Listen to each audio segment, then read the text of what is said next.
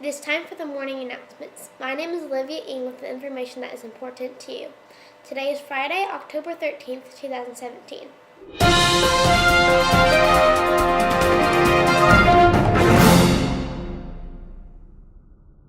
The end of the week has made its way here. Enjoy the day before the weekend arrives. Applications are due today to Ms. Sumner for the new leadership. Here is today's lunch menu: beef meatballs, rotini, garlic breadstick, corn, and a Rice Krispie treat. Another group is off to the planetarium today.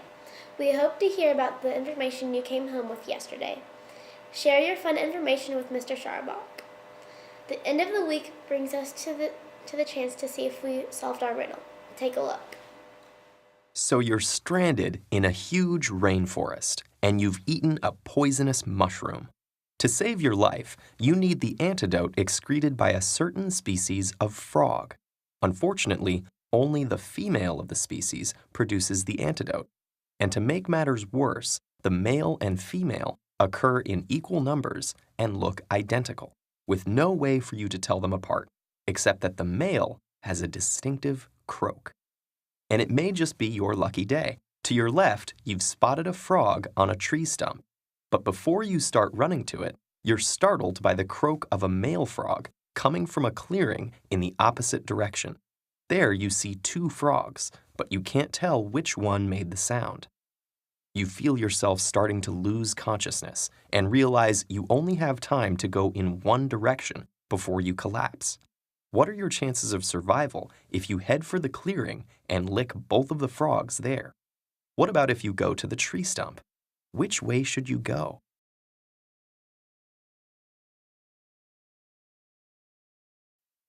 If you chose to go to the clearing, you're right, but the hard part is correctly calculating your odds.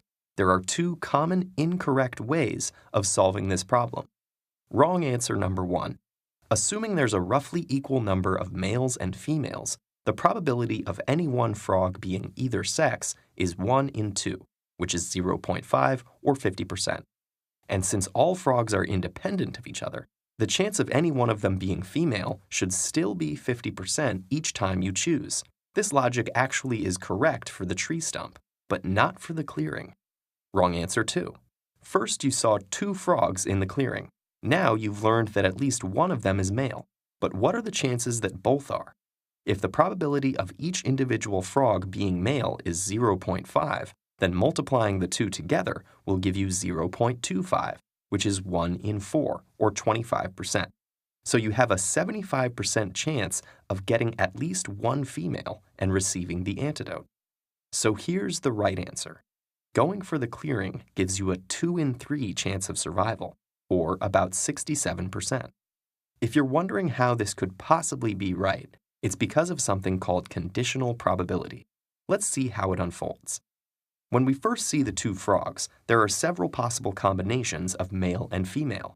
If we write out the full list, we have what mathematicians call the sample space. And as we can see, out of the 4 possible combinations, only one has 2 males. So why was the answer of 75% wrong? Because the croak gives us additional information. As soon as we know that one of the frogs is male, that tells us there can't be a pair of females, which means we can eliminate that possibility from the sample space, leaving us with 3 possible combinations.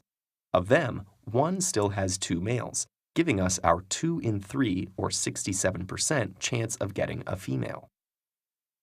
This is how conditional probability works. You start off with a large sample space that includes every possibility, but every additional piece of information allows you to eliminate possibilities, shrinking the sample space and increasing the probability of getting a particular combination. The point is that information affects probability. And conditional probability isn't just the stuff of abstract mathematical games. It pops up in the real world as well. Computers and other devices use conditional probability to detect likely errors in the strings of ones and zeros that all our data consists of. And in many of our own life decisions, we use information gained from past experience and our surroundings to narrow down our choices to the best options, so that maybe next time we can avoid eating that poisonous mushroom in the first place. Don't forget the 2 events coming soon. This Friday and Saturday is a Pumpkin Palooza at Jenks High School. The pumpkin patch will be in the main oval area, and they would love for you and your family to stop by. And next Tuesday is the West Intermediate Health Fair. It will be during conferences, so you will already be here. Stop by and get a free massage and get some running tips along the way. We hope you join us to have some fun how to stay healthy. That is all we have for today. Tune in tomorrow for more news and updates. Please stand for the Pledge of Allegiance and remain standing for the moment of silence. I pledge allegiance to the flag of the United States of America and to the republic for which it stands, one nation, under God, indivisible, with liberty and justice for all.